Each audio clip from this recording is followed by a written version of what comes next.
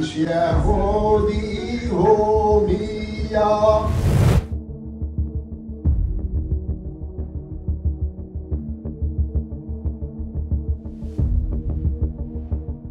أنتم تمثلون عالم الأخوة، عالم الإنسانية، عالم المحبة، عالم الديمقراطية، عالم الحرية.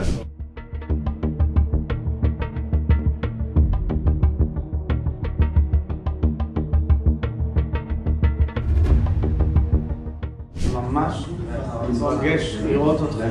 אנחנו כולנו בני אברהם מול כוחות רדיקליים שמנסים למנוע את ההתקדמות הזאת ואת הרצון האמיתי של יצחק וישמעאל. מה שאתם עושים בביקור הזה, מה שאתם עושים בפעילות האמיצה שלכם, אתם משקפים את הרוב הדומם במזרח התיכון ובעולם כולו, ששואף